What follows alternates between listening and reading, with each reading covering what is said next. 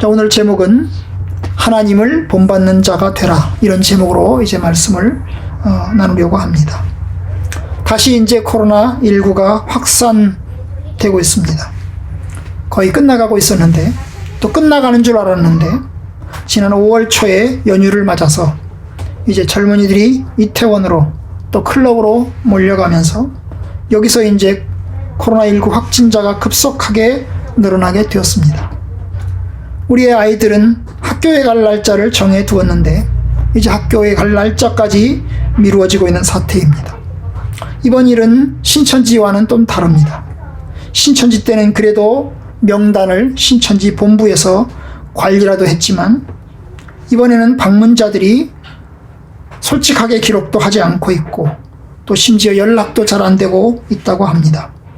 그럴 수밖에 없는 것이 이번 출발은 술 먹는 곳, 그 다음에 특별히 게이, 동성애자들 문제라고 하는 것입니다. 이 게이는 동성애자들 중에서도 남자 동성애자를 일컫는 용어입니다. 여자 동성애자를 일컬어서 레즈비언이라고 하는데요.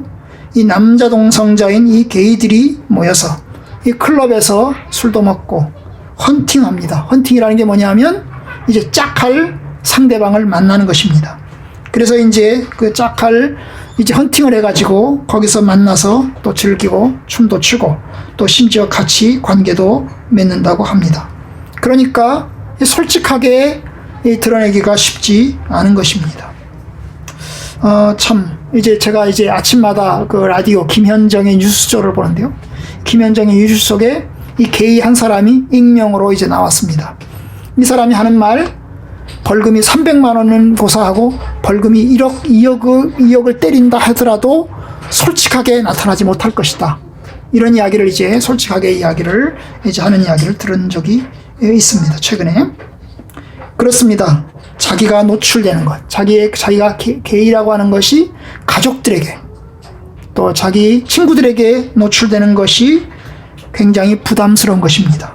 그래서 숨으려고 합니다. 그러니까 솔직하지 않은 거죠. 참 우리 사회가 이제 이걸 통해서 우리 사회가 정말로 이 동성애자들이 엄청나게 많이 노출되어 있구나 하는 것을 발견하게 됩니다. 얼마나 타락하고 얼마나 문제가 된 사회인가를 보게 됩니다. 그들은 성소수자인 것을 정당화하고 싶어 합니다. 하지만 하나님 보시기에 그것은 악이고 죄인 것입니다. 사실 코로나 사태는 우리에게 절제를 요구하고 있는데 사람들을 만나는 것도 절제를 요구하고 있는데 이 절제조차 지키지 못하고 있는 것입니다. 게다가 최근에 우리는 또 하나 N번방 사건을 이제 통해서 큰 충격을 받고 있습니다. 젊은이들이, 대학생들이 이제 돈을 위해서 혹은 이제 쾌락을 위해서 뭡니까? 여자들을 이용해서 그걸 가지고 찍어가지고 동영상을 올리고 야동을 퍼나르고 그리고 이렇게 하는 것을 우리가 봅니다. 잡힌 이제 그 주범들을 보니까 다 일상인들의 우리와 비슷한 그 사람들이 뿔 달린 사람들이 아니잖아요. 그죠? 뿔 달린 사람들이 아니고 우리와 비슷한 우리와 똑같은 사람들인 것입니다. 참 그것을 보면서 우리가 또 충격을 받습니다. 우리의 자녀들일 수 있고 우리 형제들일 수 있고 우리 옆집 우리 앞집에 사는 사람일 수 있다는 점에서 큰 충격을 우리가 받습니다. 여러분, 이런 상황 속에서 우리 성도들이 어떻게 해야 되느냐, 하나님의 자녀된 우리 성도들이 어떻게 해야 되느냐 하는 것을 오늘 이제 말씀을 함께 나누고자 합니다. 참 젊은이 게이가 많은 사회에서 이 도덕적으로 타락하고 부패한 사회에서 우리가 어떻게 살아야 되느냐 하는 것을 오늘 말씀 가운데서 보게 됩니다. 오늘 말씀이 사회에 바로 에베소서인데요. 이 에베소서가 처한 그 사회도 도덕적인 타락이 많았던 사회입니다. 부도덕하고 동성연애도 많고 그리고 거짓말과 그리고 온갖 방탕과 쾌락이 많았던 그런 사회입니다. 그런 사회에 살던 초대교회 성도들에게 사도 바울이 예수 믿는 사람들이 어떻게 살아야 될 것이냐 하는 것을 가르치고 있는 것이 바로 에베소서가 되겠습니다. 그런데 우리 출발점은 그 출발점은 뭘까요? 우리가 하나님의 자녀라는 것입니다. 하나님의 자녀라는 것입니다. 그것이 출발점이 되겠습니다. 5장 1절. 그러므로 사랑을 받는 자녀같이, 사랑받는 자녀같이. 여러분, 저와 여러분들은 하나님의 자녀들입니다. 원래부터 하나님의 자녀는 아니었습니다. 원래는 우리가 하나님의 자녀가 아니었습니다. 그런데 하나님의 자녀가 된 것입니다. 예수 그리스도를 통해서, 예수님의 십자가를 통해서 하나님의 자녀가 되었습니다. 예수님이 통해서 우리가 하나님의 귀한 자녀가 된 것입니다. 5장 2절 중간에 보시면 그는 우리를 위하여 자신을 버리사 향기로운 제물과 희생 제물로 하나님께 드리셨느니라. 여러분, 예수님이 우리를 위해서 자기 자신을 제물로 하나님께 드렸습니다. 자기 자신을 내어주시면서 뭡니까? 제물로 하나님께 바쳤습니다. 여러분, 다른 사람을 위해서 자기 자신을 내어주는 게 쉬운 게 아닙니다. 그것은 매우 힘들고 어려운 것입니다. 누가 자기 목숨을 다른 사람을 위해서 내놓겠습니까? 쉬운 게 아닙니다. 그런데 예수님께서는 자기 자신을 제물로 내어주셨습니다. 십자가에 죽으시는 것을 통해서 하나님의 은혜를 보여주셨습니다. 바로 우리를 사랑하신 것입니다. 바로 이 사랑의 근거에서, 이 사랑과 은혜의 근거에서 우리가 하나님의 자녀가 되었습니다. 하나님이 예수의 십자가의 죽으심을 보시고 우리를 하나님의 자녀로 삼았습니다. 이건 하나님의 일방적인 것입니다. 그죠? 우리의 노력이나 우리의 공로가 들어간 것이 아니고 하나님의 일방적인 은혜 덕분에 자녀가 된 것입니다. 여러분, 자녀를 삼는 데는 사실 내어주심이 있어야 됩니다. 내어줌이 있어야 됩니다. 그것 때문에 많은 제약이 있고 많은 어려움이 있는 것입니다. 사실 저희도 이제 큰아이 둘은 친자이지만 또 작은아이 둘은 입양하지 않았습니까? 그런데 여러분, 저와 제 아내가 입양하려고 할 때 사실 주변에서 반대를 많이 했습니다. 반대를 많이 했습니다. 찬성하는 사람이 거의 없습니다. 친척들 가운데 찬성한 사람이 없습니다. 다 반대했습니다. 왜 고생하냐고. 이제 다 늙었는데 왜 애한테 다시 먹이려고 하냐고.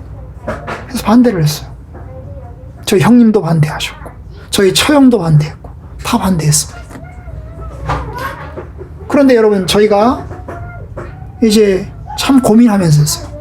목사님들이 몇 분이 저희들에게 이야기를 했습니다. 야, 이제 아이들이 있는데 그 아이들을 이제 불교 집안에서 입양해서 가면 불교 믿는 자녀가 된다. 그럼 불교인으로 살아간다. 응? 한 사람이라도 구원해야 되는데 한 사람도 구원 잘 못하는 처지에 한 사람을 예수 그리스도의 사람으로, 하나님의 사람으로 만드는 것이 얼마나 중요하냐, 필요하냐, 이런 이야기를 하는 것을 통해서 우리가 전도도 잘 못하는데 그러면 한 사람을 입양해서 그리스도의 자녀로 만드는 것이 좋겠다. 그렇게 결정을 해서 이제 데려오게 되었습니다. 여러분, 저희도 많은 결심이 필요했습니다. 많은 생각이 필요했습니다. 근데 막상 데려오고 나니까 아닌 게 아니라 고생이 시작된 것입니다. 여러분, 데려오고 나서부터 고생이 시작됐습니다. 먹여줘야지, 입혀줘야지, 놀아줘야지, 공부시켜야지. 참 바빠요. 많이 바빠요. 나이가 들었는데 저는 목사님들하고 같이 놀러가는 일도 잘 못합니다. 왜냐하면 목사님들이 어디 가자고 그래요. 그런데 애들에 걸려가지고 잘 못 갑니다. 이게 제약을 많이 당하는 것입니다. 제약을 많이 당해요. 여러분, 하나님께서 우리를 하나님의 자녀로 삼으셨을 때, 하나님께서 우리를 하나님의 자녀로 만들었을 때 하나님께서는 제약이 없으셨겠습니까? 고난이 없었습니까? 많은 고난과 제약이 있으셨습니다. 그것이 바로 예수님의 십자가의 죽으심인 것입니다.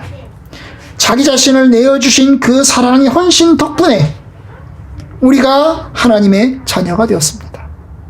십자가의 피로 구원받은 것입니다. 바로 이 사랑의 근거에서 하나님의 자녀가 되었습니다. 바로 그것이 출발점입니다. 사랑받는 자녀다. 너희들은 사랑받는 하나님의 자녀다. 하나님께서는 여러분들을 사랑하십니다. 저들을 사랑합니다. 우리는 하나님의 자녀로 입양됐습니다. 입양됐어요. 입양된 하나님의 자녀들입니다. 그럼 어떻게 됩니까?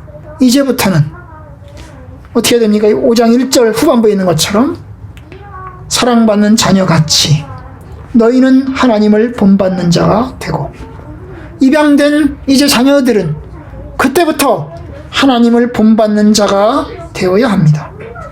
이것이 하나님의 뜻입니다. 너희가 하나님의 자녀다. 그러니 이제부터는 하나님을 본받는 자가 되어라. 하나님의 뜻을 따르는 사람이 되어라. 이것이 하나님의 뜻입니다. 여러분, 이것은 도덕이 아닙니다. 이건 윤리가 아닙니다. 하나님을 향해서 나아가는 것입니다. 이제는 하나님의 자녀가 되었으니 하나님의 자녀같이 살아라. 5장 8절에 보면 좀 다른 표현을 씁니다. 5장 8절, 너희가 전에는 어둠이더니 이제는 주 안에서 빛이라. 너희가 전에는 어둠 속에 있었다. 어둠이었다. 캄캄함이었다. 그런데 이제는 빛이 됐다. 주 안에서, 예수 그리스도 안에서 너희가 빛이 되었다. 그러니까 어떻게 하라고? 빛의 자녀들 같이 행하라. 하나님의 자녀들을 빛의 자녀라고 이야기를 했습니다. 여러분, 어둠이라고 하는 것, 캄캄함이라는 것은 하나님을 모르고 방탕하게 사는 것을 이야기합니다. 하나님을 모르니 어둠 속에, 영적인 무지와 어둠 속에서 살아갑니다. 죄를 짓고 죄가 죄인 줄도 모르고 살아갑니다. 여러분, 클럽 사건은, 그리고 N번방 사건은 어둠과 죄의 모습을 보여줍니다. 하나님을 모르니 그들이 자기가 죄를 짓는다고 하는 것조차 없습니다. 그들은 부끄러운 일을 행합니다. 12절에 보시면요, 이렇게 표현합니다. 12절, 그들이 은밀히 행하는 것들은 말하기도 부끄러운 것들이라. 여러분, 세상 사람들이 죄를 짓고 악하게 사는데요, 그들이 은밀하게 행합니다. 그런데 이 은밀하게 행하는 것은 말하기도 창피스러운 거예요. 말하기도 창피스러운 겁니다. 내가 떳떳하게 이런 거 한다 얘기합니까? 얘기 못합니다. 하나님을 모르니 방탕의 삶을 사는데 그 방탕의 삶이라고 하는 것이 말하기도 부끄러운 것입니다. 지혜가 없습니다. 어리석은 것입니다. 그런데 성도들은 예수 그리스도 안에서 빛이 되었습니다. 하나님을 아는 빛이 들어왔고 우리 양심 속에서 하나님을 아는 것이 생겨나게 되었습니다. 이제 빛이 되었어요. 그리고 어떻게 하라고요? 빛의 자녀들처럼, 8절의 후반부에 보시면 빛의 자녀들처럼 행하라. 빛의 자녀들처럼, 빛 가운데 사는 사람들처럼, 밝은 대낮에 사는 것처럼 너희가 살아라. 이것이 하나님께서 우리에게 원하시는 출발점입니다. 하나님의 자녀니까 하나님의 자녀답게 살아야 하는 것입니다. 여러분들이 하나님의 자녀니까, 하나님의 백성들이니까 하나님의 백성들답게 살아야 하는 것입니다. 그렇잖아요. 여러분, 우리 집에 온 아이들은 혈액형도 좀 다릅니다. 뭐 혈액형을 찾아서 골라가지고 이렇게 입양하는 경우도 있지만 혈액형도 다릅니다. 뭐 태어난 씨도 다릅니다. 피도 다릅니다. 피는 물보다 진하다 그러는데 피도 다릅니다. 성격도 다릅니다. 많이 다릅니다. 근데 여러분, 커가면서 이제 닮아갑니다. 그죠? 엄마 아빠를 닮아갑니다. 우리 집에 왔으니까 우리 집의 식구처럼 살아야 됩니다. 아마 우리 집의 식구처럼 사는 가장 큰 차이가 뭘까요? 수요일 예배, 주일 예배, 주일 저녁 예배 오는 겁니다. 사실 하는 대로 우리가 수요일 저녁 예배는 저희 가족들께 예배 드립니다. 저랑 제 아내랑 우리 꼬맹이들 둘이 해서 4시 예배를 드릴 때가 거의 대부분입니다. 뭐 주일 저녁도 거의 마찬가지입니다. 가장 큰 차이잖아요. 그죠? 그렇습니다. 만약에 우리 집에 안 왔더라면 주일 저녁 예배, 수요일 저녁 예배 참석할 필요 있습니까? 그럴 필요 없습니다. 5절, 너희도 정녕 이것을 알거니와 음행하는 자나 더러운 자나, 이게 3절하고 똑같은 거죠.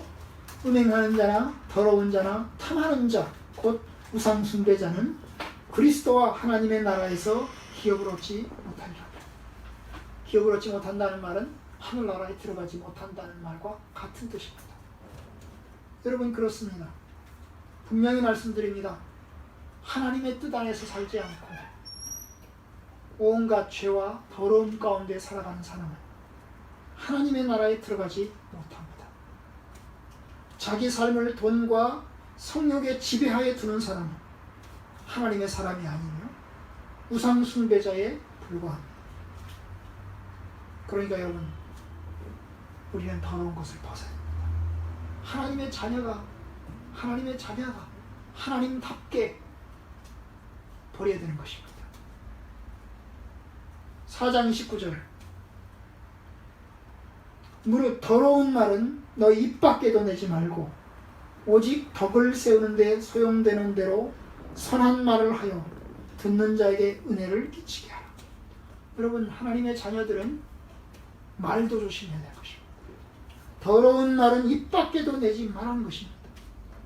5장 4절, 누추함이나 어리석은 말이나 희롱의 말이 마땅치 아니하다. 오히려 감사하는 말을 해라. 여러분, 그러니까요, 하나님을 닮아가는데 말도 하나님을 닮아가야죠. 생각도 하나님을 닮아가야죠. 행동도 하나님을 닮아가야 하는 것입니다.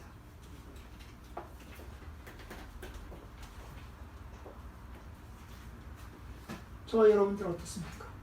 하나님의 자녀들입니까? 하나님의 자녀답게 삽니까? N번방 사건을 다시 보면 수백 명의 사람들이 많은 돈을 내고, 그 가입하려면 150만 원 내야 된다잖아요.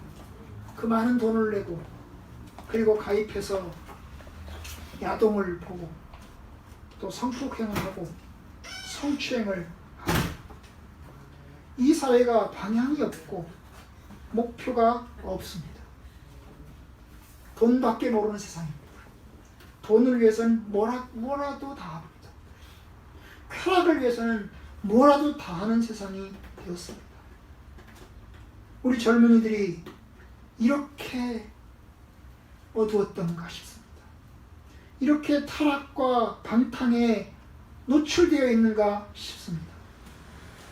겉으로는 멀쩡해서 대학생이어도 그들의 생각은 비전이 없고 또 참으로 암흑 속에 있는 것을 보게 됩니다. 공부를 잘하면 뭐합니까? 서울대학을 가고 서울 과학기술대학을 가고 인하대학을 가고 한경대를 가면 뭐합니까? 생각이 비었고 우상으로 가득 차 있습니다. 참으로 안타깝습니다. 참으로 안타깝습니다.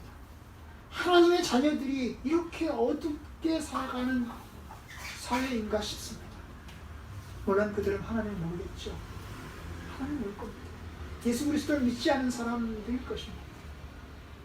그러나 혹시 예수 믿는 사람들이 그 중에 있다면 참 안타깝습니다.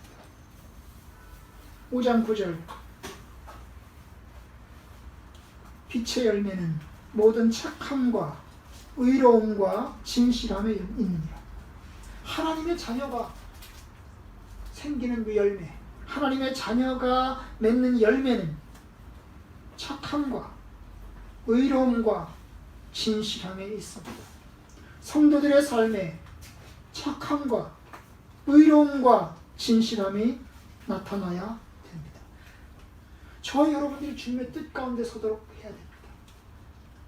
사실 최근에 들어서는 세상 사람들만 그런 게 아닙니다. 많은 목사님들도 여기에 노출되어 있습니다. 많은 목사님들도 성추행에, 성폭행에 노출되어 있습니다. 돈에 넘어갑니다. 저희가 신학교 다닐 때는 세 가지를 조심하라고 했습니다. 뭐였을까요? 아주 따갑게 들었습니다. 세 가지를 조심해라. 돈 조심해라. 돈 조심해라. 여자 조심해라. 또 명예 조심해라. 명예 조심해라. 돈 조심해라. 여자 조심해라. 목회자가 이 세 가지를 지키지 않으면 넘어진다. 이게 따갑게 드는 것입니다. 그런데 이 세 가지에 넘어지고 있습니다. 목사님들도 명예 때문에 넘어집니다. 명예를 얻고자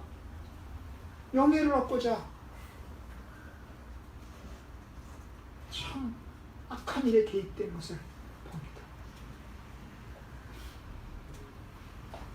그 목사님들도 그런데 우리 성도들도 마찬가지인 것입니다. 여러분들도 세 가지를 조심하시고, 돈 조심하시고, 목사님만 그런 게 아닙니다. 여러분들도 돈 조심하시고. 왜냐? 이 돈 때문에 죄를 짓는 것입니다. 돈 때문에 죄를 지어요.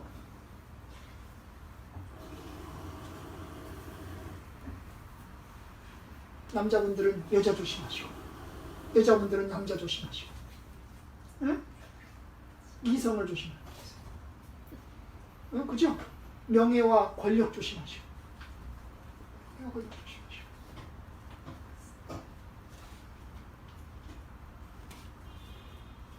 하나님의 자녀답게 살아야 합니다. 하나님의 자녀답게 또 한 가지를 말씀드리고 맺으려고 합니다. 세 번째, 우리 하나님의 자녀들은 가정 안에서, 또 교회 안에서, 사회 가운데서 참 겸손하고 사랑의 삶 가운데서 살아야 됩니다. 4장 32절 보십시다. 4장 32절. 서로 친절하게 하며 불쌍히 여기며 서로 용서하기를 하나님이 그리스도 안에서 너희를 용서하신 것 같이 하라. 여기 보면 세 가지 이야기했죠. 친절해라. 불쌍히 여겨라. 가난하고 약한 사람 긍휼히 여겨라. 서로 용서해라. 사람들이 다 약하고 부족하니까 용서해라. 4절 끝에 보시면 뭐라고 그랬어요?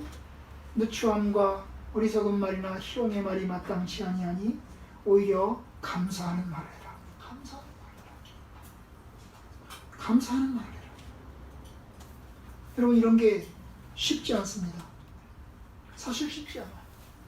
하나님의 자녀로서 사랑하고 용서하고 친절하고 감사하는 말을 하고 쉽지 않습니다. 여러분, 사랑은 일시적인 감정이 아닙니다. 일시적인 감정으로 하는 것이 사랑이 아닙니다. 여러분, 모두 다 결혼하실 때 제정신이 아니었죠. 뿅 가서 너무 좋아서 결혼했습니다. 그런데 결혼하고 나서부터 싸우기 시작을 합니다. 결혼한 날부터 싸우기 시작을 합니다. 그리고 이제 살다 못 살겠으니 이혼을 합니다. 여러분, 그건 사랑이 아닙니다. 사랑은 함께 부딪히면서 성장해 나가는 것입니다. 사랑은 함께 하면서 조금씩 커가는 것이 사랑입니다. 용납하고 오래 참으면서 커갑니다. 그의 부족함을 알고 덮어주고 채워주고 용서함 가운데서 커가는 것이 사랑입니다.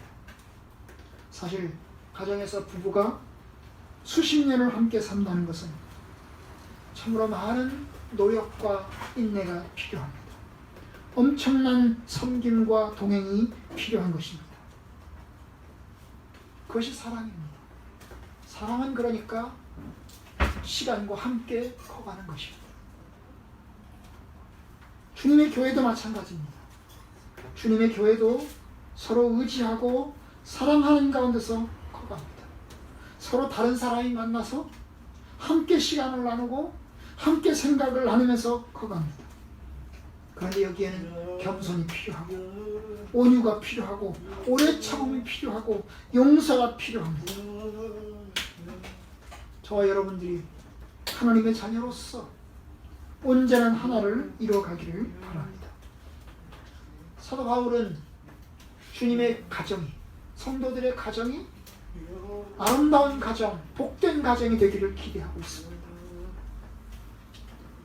서로 사랑하고 서로 용서하고 덮어주는 가운데서 섬기는 가정이 되기를 기대하고 있습니다. 주님의 교회 공동체가 하나가 되기를 기도하고 있습니다. 하나님을 향해서 함께 나아가서 함께 하나님의 백성이 되는 것을 기대하고 있습니다.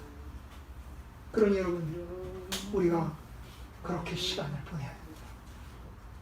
사실 하나님의 교회는 함께 시간을 보내고 함께 인내하고 참는 겁니다. 여러분, 극장에 가셔서 극장 가서 영화를 보러 갔습니다. 영화가 참 좋아요. 영화를 보면서 은혜를 받아요. 눈물도 흘리고 함께 웃기도 합니다. 그런데 여러분, 극장에 가서서 옆에 앉은 사람이 누군지 아십니까? 모릅니다. 옆에 앉은 사람과 옆에 앉은 사람이 눈물 흘리고 그들이 기뻐하는 것이 보이십니까? 안 보입니다. 오직 나만 보입니다. 영화만 보이고 다른 사람에게는 관심이 없습니다. 그리고 돌아옵니다. 여러분, 하나님의 교회는 함께 사랑을 키워가는 것입니다. 함께 사랑을 키워가는 거예요. 함께 조금 더 모자라는 사람이 있으면 제가 좀 느리게도 가고 발 맞추면서, 그죠? 발 맞추면서 함께 가는 것입니다. 여러분, 우리가 단체 경기를 귀하게 생각합니다. 축구라든지 이런 단체 경기를 귀하게 생각하는 이유는 함께 손발을 맞춰야 되거든요. 그렇죠? 함께 호흡을 맞춰야 됩니다. 그러면서 함께 팀을 만들어서 가는 것입니다. 그러니까 귀한 거예요. 여러분, 독창을 잘하는 사람이 있으면 혼자 노래를 아주 잘하는 사람이 있습니다. 그런데 합창이 얼마나 귀한지 몰라요. 합창은 어떻게 합니까? 너무 목소리가 튀어도 안 됩니다. 너무 그 사람이 노래를 너무 잘 불러도 안 돼요. 왜요? 딴 사람들과 호흡을 맞춰야 됩니다. 소리도 좀 그 다른 사람들보다 너무 튀어도 안 되게끔 소리가 작아야 됩니다. 이게 합창. 그러니까 귀한 거예요. 어려운 것입니다. 주님의 교회가 그런 것입니다. 여러분들의 가정이 그런 것입니다. 가정은 식구들이 함께 발맞추어서 조금씩 사랑 가운데서 커가는 것입니다. 서로 참아주고 서로 인내하고 서로 손잡아주고 그리고 서로 도와주고 이렇게 하면서 하나님 하나의 가정을, 아름다운 가정을 만들어가는 것입니다. 근데 그걸 잘 못합니다. 내 생각과 네 생각이 달라요. 그래서 그 생각이 부딪힙니다. 그럼 그 부딪히고 서로 맞추어서 서로 적당히 하면서 함께 하나를 만들어 가야 되는데 그걸 못하니까 어떻게 합니까? 성격 때문에 이혼합니다.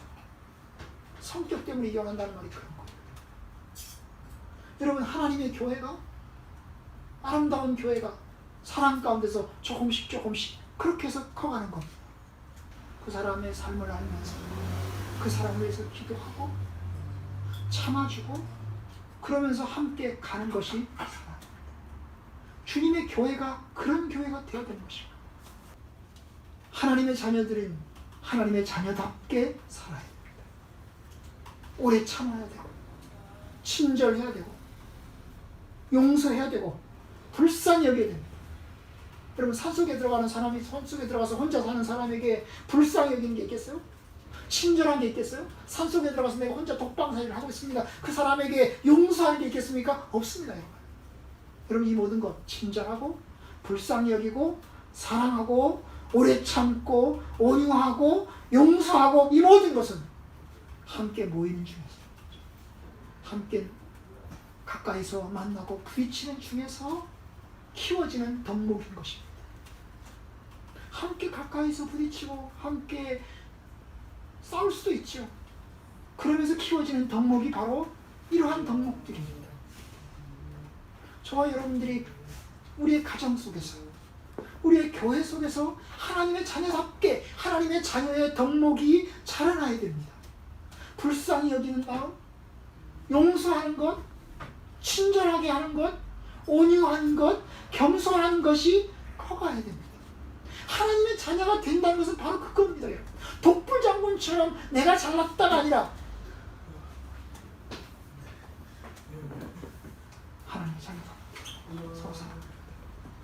여러분, 하나님은 삼위일체십니다. 세 분의 하나님이십니다. 삼위일체 하나님이 하나입니다. 이 세 분의 하나님, 성부와 성자와 성령은 뜻이 같고 생각이 같고 사랑 가운데서 하나입니다. 마찬가지로 우리들도 하나님의 자녀로서 뜻이 같고 생각이 같고 마음도 같고 하나님의 나라를 추구하는 용서도 같아야 되는 것입니다. 그것이 하나를 이루는 거예요. 부부 일심 동체 하듯이 하나님의 교회도 하나여야 되는 것입니다. 부디 사랑으로 함께 가기를 바랍니다. 하나님의 나라에서 함께 할 때까지 함께 갈 수 있었으면 좋겠습니다. 여러분, 하나님의 자녀로서 우리가 예수 믿는 하나님의 자녀니까, 하나님의 사랑받는 자녀니까 하나님을 본받는 자가 되십시오. 더러운 것, 악한 것, 추한 것, 죄된 것은 버리십시오. 오직 하나님의 뜻 안에서 하나님이 기뻐하시는 것을 하려고 몸부림치십시오.